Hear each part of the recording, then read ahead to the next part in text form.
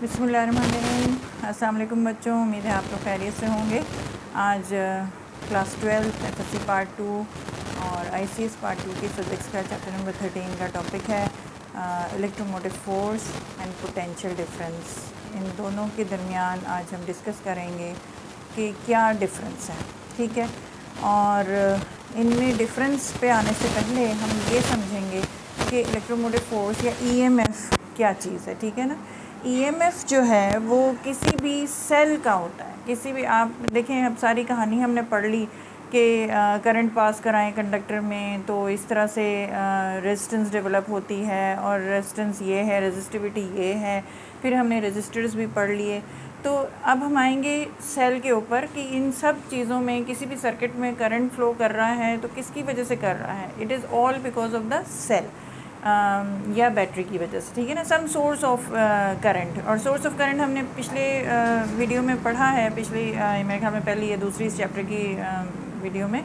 उसमें हमने देखा है कि there are many sources of current which provide current in the circuit, ठीक है। तो उनमें से सबसे जो कॉमन सोर्स है वो हमारा सेल है या बैटरी है, ठीक है। तो सेल या बैटरी में क्या होता है जो करंट प्रोवाइड करता है। तो वी सी, और करंट क्या है, current is the flow of charges, ठीक है ना, जिसको हमने पढ़ा है। तो अब इसका मतलब ये नहीं है कि जो सेल है वो चार्जेस को पैदा कर रहा है। It is not like that. Cell जो है वो चार्जेस को धक्का देने में, फ्लो कराने में हेल्प करता है, ठीक है। तो अब सेल के अंदर क्या है, जो ऐसी क्या चीज़ हो रही है सेल में, या सेल कैसे ये काम कर पाता है, ठीक है। तो वी सी दैट के सेल बेसिकली एक कंटेनर है और इसके अंदर इलेक्ट्रोलाइट सोल्यूशन है which is a conducting solution. Electrolyte का मतलब हमने पहले भी पढ़ा है कि ये किसी भी लिक्विड को कहते हैं, ठीक है। लिक्विड, और कह लें कि some salt which is mixed with water, ठीक है, सॉल्ट सोल्यूशन होता है। तो यहाँ पर सम इलेक्ट्रोलाइट इज़ देयर जो कि कंडक्टिंग सोल्यूशन जिसे हम कह सकते हैं, ठीक है। मैं इसको लिख सकती हूँ यहाँ पे, it is a conducting solution. Means what, कि इसके अंदर इस इलेक्ट्रोलाइट में केमिकल रिएक्शंस हो रहे होते हैं, और वो किस तरह के केमिकल रिएक्शंस हो रहे होते हैं, redox chemical reactions are taking place. Redox means reduction भी हो रही है और ऑक्सीडेशन भी हो रही है। As a result of this chemical reaction, this type of chemical reaction going on, ये इस कंटेनर में जिसमें हमने इलेक्ट्रोलाइट डाला हुआ है, हम दो इलेक्ट्रोड्स भी इंसर्ट करते हैं इसमें, ठीक है। Electrode is just a metallic plate. तो अब इसमें ये केमिकल रिएक्शंस की वजह से क्या होता है, all the electrons they get accumulated at one plate and all the positive charges they are collected at another plate, ठीक है। तो जिसमें पॉजिटिव चार्जेस कलेक्ट हो गए हैं हम उस प्लेट को एनोड कह देते हैं, और जिसमें नेगेटिव चार्जेस कलेक्ट हो गए हैं उसको हम कैथोड कह देते हैं, ठीक है। तो वी सी दैट कि अब ये जो है, अगर मैं इसको किसी सर्किट से ना कनेक्ट करूँ तो this is forming a cell और बैटरी, ठीक है। तो अब इसमें देखें, इसमें कंटिन्यूसली वो सोल्यूशन है, और it is in chemical reaction and it is making all the electrons to be accumulated at one end. तो ये क्या बन गया, एक पोटेंशियल डिफरेंस क्रिएट हो गया। Lots of energy, potential energy has been accumulated at one end, और दूसरा एंड जहाँ पे इलेक्ट्रॉन्स नहीं है हम कहते हैं कि वहाँ पे पोटेंशियल एनर्जी नहीं है, ठीक है।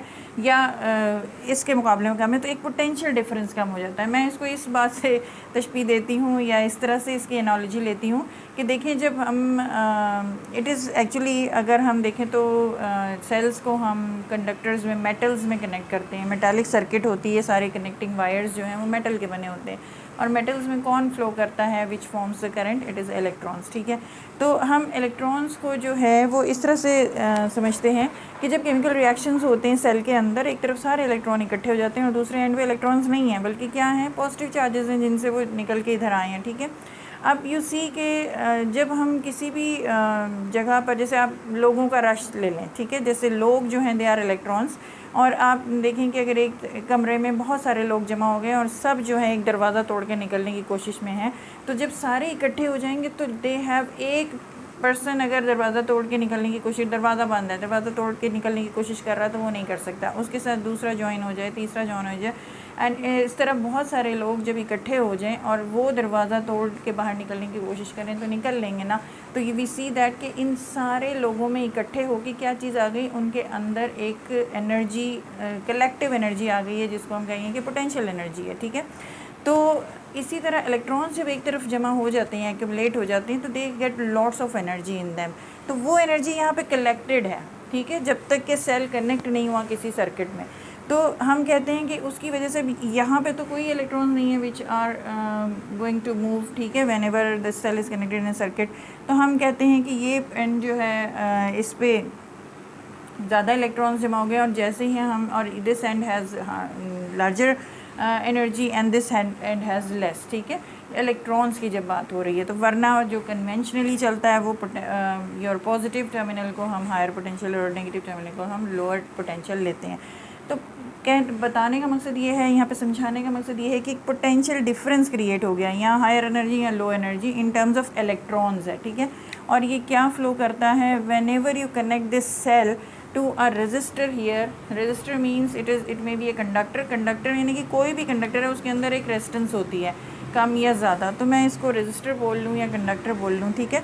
तो electron will be flowing through it. यहाँ से क्या है, ये इलेक्ट्रॉन्स जैसे ही सेल को कनेक्ट किया तो ये फ्लो करते हैं, and they whatever energy they had they start losing it here, क्योंकि resistance means it is offering the opposition to the flow of current, flow of charges, ठीक है ना। तो वो इलेक्ट्रॉन की कोशिश है कि मैं क्रॉस कर जाऊं, तो वो अपनी पूरी एनर्जी लगाते हुए निकलता है।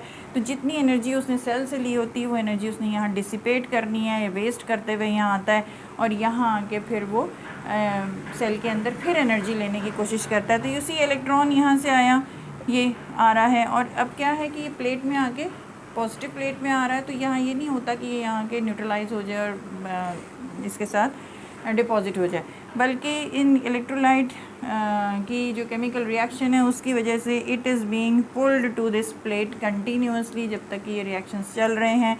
और ये एक फ़ोर्स है जिसके ज़रिए, ये एक नॉन इलेक्ट्रोस्टैटिक फ़ोर्स है इलेक्ट्रॉन के ऊपर, जो कि नेगेटिव चार्ज प्लेट की तरफ ही उसको फेंक रहा है, ठीक है ना, लेके जा रहा है, यानी कि लाइक चार्जेस हैं लेकिन वो रिपेल होने चाहिए।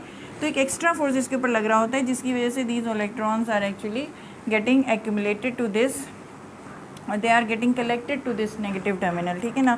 तो इसीलिए इसको फिर ये एक नॉन इलेक्ट्रोस्टैटिक इसलिए कहा कि हाँ, इसमें ये ऑटोमेटिकली हो रहा है इलेक्ट्रोलाइट्स के ज़रिए, केमिकल रिडॉक्स रिएक्शंस के ज़रिए, कि लाइक चार्ज यानी कि negative charge is getting closer to this plate which is also negatively charge, ठीक है। तो उस फिर फोर्स को कन्वेंशनली पुराने ज़माने में क्या नाम दिया गया, इलेक्ट्रोमोटिव फोर्स, ठीक है ना, कन्वेंशनली। लेकिन एक्चुअली क्या है कि ये जो ईएमएफ है, अगर हम इसको डिफ़ाइन करें तो इलेक्ट्रोमोटिव फोर्स क्या है, ये पोटेंशियल डिफरेंस, जब तक ये सर्किट में कनेक्टेड नहीं है, ये सेल के अंदर कितना पोटेंशियल डिफरेंस क्रिएट हो गया है due to the chemical reactions going on inside the electrolyte, ठीक है। तो हम इसको डिफाइन करने में कहेंगे कि EMF is the potential difference between two electrodes of a cell when no current flows, यानी कि ओपन सर्किट है, यानी कि अगर मैं यहाँ की लगा दूँ कोई तो करंट फ्लो नहीं कर रहा है। तो जब करंट फ्लो नहीं कर रहा है तो सेल के अंदर जो उसके दोनों टर्मिनल्स के क्रॉस जो भी पोटेंशियल डिफरेंस होगा that will be it's EMF. हम मार्केट से सेल ख़रीद के लाते हैं, नॉर्मल सेल्स घड़ियों में डालते हैं, टॉर्च में डालते हैं, इधर उधर, तो उनमें कितना उसका वैल्यू लिखी होती है ईएमएफ की, उसमें लिखी होती है 1.5 वोल्ट्स, यानी कि ईएमएफ जो है उसकी, यानी कि जो मैक्सिमम पोटेंशियल डिफरेंस उसके अंदर दोनों टर्मिनल्स के दरमियान सेल में है उसके इलेक्ट्रोलाइट की वजह से वो 1.5 वोल्ट्स है, ठीक है। तो EMF is the potential difference between the two electrodes of a cell when it is not connected in a circuit.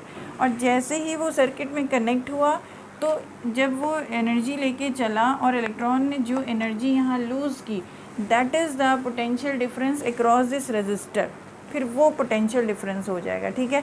तो एक्चुअली यहाँ पे हो क्या रहा है, दूसरे लफ्ज़ों में हम ये भी कह सकते हैं कि ईएमएफ एक्चुअली क्या है, it is the energy supplied to the charge by the cell, cell के अंदर के केमिकल रिएक्शंस की वजह से हो रहा है ना। इसी इलेक्ट्रोलाइट के रिडॉक्स रिएक्शंस को ही बैटरी मैकेनिज़्म भी कहते हैं, ठीक है। अच्छा, जिसके ज़रिए तो electrical energy supplied to the charge by the cell. तो ये हम एक तरह से ये भी कह सकते हैं, डिफाइन कर सकते हैं ईएमएफ को कि energy supply to a unit charge by the cell. और पोटेंशियल डिफरेंस क्या है कि यही चार्ज जब किसी कंडक्टर के या रेजिस्टर के क्रॉस गया तो उसने वही एनर्जी लूज़ कर दी, ठीक है।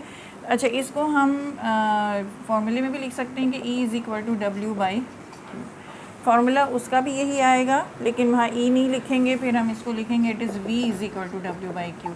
लेकिन दोनों में फ़र्क ये है कि यहाँ पे this energy is being supplied by the cell EMF में, और यहाँ पे जो ये एनर्जी यानी कि ये जो वर्क डन है, it is a energy actually dissipated, it is wasted in the surroundings in across the resistor, ठीक है।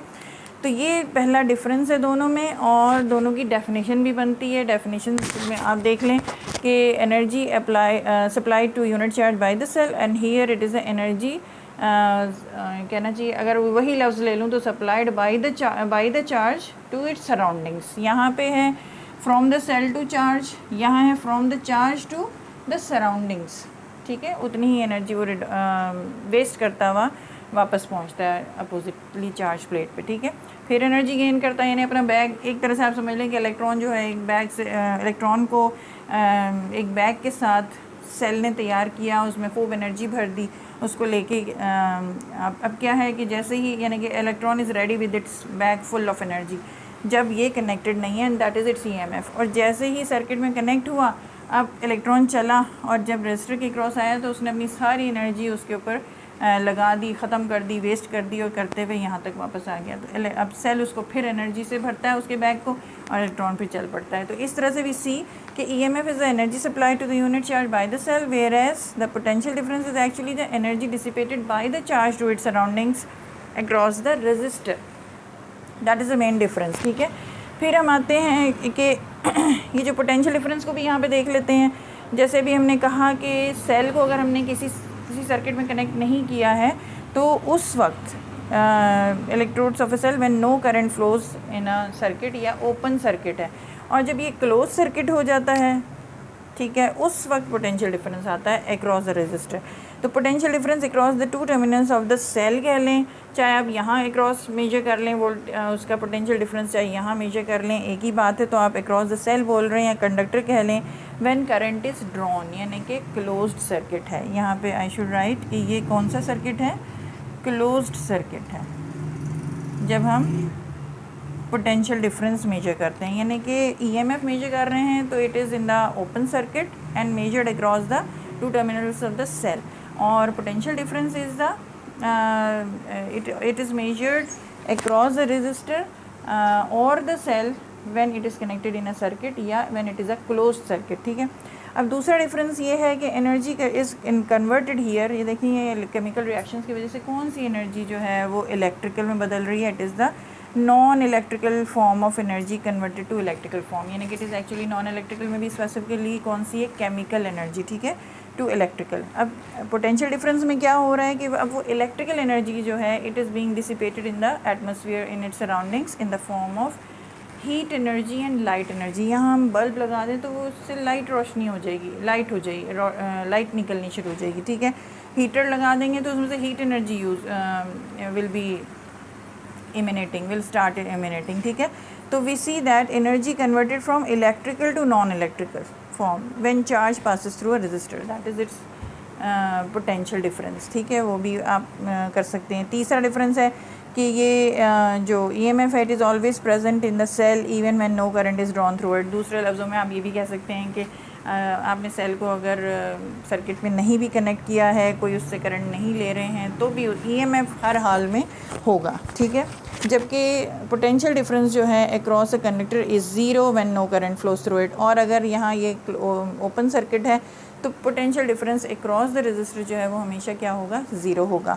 लेकिन सेल के अक्रॉस अगर आप EMF मेजर कर रहे हैं when no current is drawn, open circuit है, तो वहाँ हमेशा होगा EMF is always present, potential difference is zero when the resistor is not connected in a circuit। चौथा डिफरेंस ये है कि EMF is the cause and potential difference is the effect, यानी कि EMF की वजह से EMF इज़ द कॉज जिसकी वजह से current is started flowing in the circuit, और उससे हमें डिफरेंट इफ़ेक्ट्स मिल रहे हैं, हीटिंग इफेक्ट मिल रहा है या लाइट इफेक्ट मिल रहा है या मैग्नेटिक इफेक्ट मिल रहा है, लाइक दैट, ठीक है।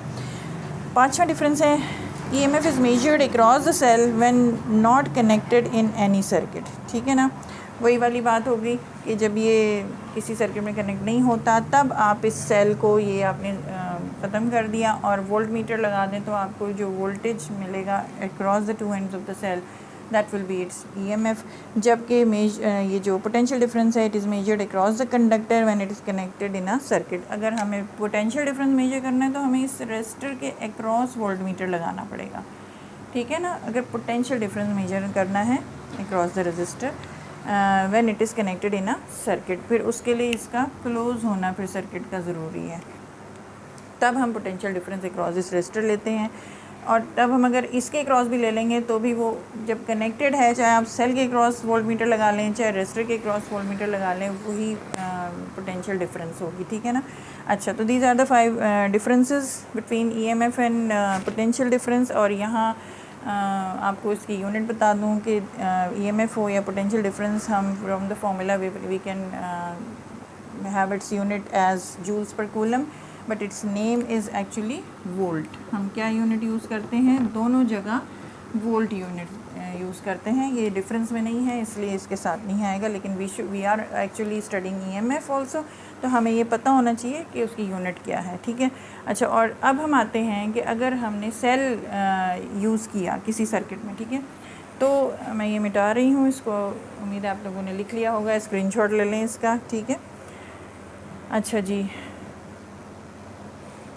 This is the simple circuit जिसमें आपने E कनेक्ट किया और रेजिस्टेंस लगाया और current started flowing through this, ठीक है ना। अब एक्चुअली क्या होता है कि जब ये सेल कनेक्ट होता है तो इसके इलेक्ट्रोलाइट की ही वजह से एक रेजिस्टेंस इसको इसके अंदर भी ऑफ़र हो रही होती है, जिसकी वजह से जो टोटल पोटेंशियल डिफरेंस क्रिएट होता है वो थोड़ा सा रिड्यूस हो जाता है सेल के अंदर ही। यानी कि जब हम E कह रहे हैं तो E is actually the volt potential difference of the cell, ठीक है। यानी कि ये अगर मैं कह लूँ दिस इज़ E, तो ये E के साथ एक इंटरनल रेजिस्टेंस भी है सेल का, which is due to the electrolyte present in the cell. तो ये कहीं पे भी मेंशन नहीं किया जाता है, ना ये शो किया जाता है, but it is considered when you are talking about E, ठीक है। तो ये जो है हम इसको कहते हैं कि this is the EMF here having internal resistance of the electrolyte here, and because it is of very small value हम इसको small r से denote करते हैं, and it is in series with the cell, connected in series with the cell। अब अगर मैं ये simple circuit लूँ कोई सा, ठीक है, सेल को मैं कनेक्ट कर देती हूँ विद अ रजिस्टर, यही वाला सर्किट मैंने अब इसको हॉरिजॉन्टल करके बना लिया और सेल के साथ मैंने इंटरनल रेजिस्टेंस शो कर दिया। अब this is a potential, this is a resistor across which current is flowing, ठीक है ना। करंट जो है, हम करंट की बात करते हैं तो हम कन्वेंशनल करंट की बात कर रहे हैं, ठीक है। करंट I इज़ फ्लोइंग और इस सेल का जो EMF है वो E है, इंटरनल रेजिस्टेंस R है। तो अगर हम इसके अक्रॉस यहाँ पे वोल्ट मीटर मेजर कर कनेक्ट कर दें और यहाँ की लगा दें, ठीक है। अब अगर ये स्विच ऑफ है, यानी कि it is an open circuit, तो ये वोल्ट मीटर क्या देगा, इसका potential difference across the two terminals of the cell देगा, and it would be EMF। जबकि इसके अक्रॉस जब हम इसको कनेक्ट कर देंगे तो ये क्या देगा, पोटेंशियल डिफरेंस अक्रॉस R दे देगा या potential difference across the two terminals of the cell देगा, लेकिन इस वक्त क्लोज सर्किट है तो वो पोटेंशियल डिफरेंस होगा सिंपली, ठीक है। अच्छा, अब हम इसको फिर इस तरह से लिख सकते हैं कि अगर ये वी सी दैट कि this R and this R are actually connected in series, तो अब हम अगर जानना चाहें कि इसके अक्रॉस कितना करंट फ्लो कर रहा है, तो from our Ohm's law V is equal to I R, this implies I is equal to V over R। तो यहाँ पे V तो आपका E है, ठीक है। तो how much current is flowing through the circuit, E over, अब R की जगह पर हमें total resistance in the circuit लेना है, वो R हमें सीरीज़ कनेक्शन के मुताबिक R प्लस R मिल जाएगा।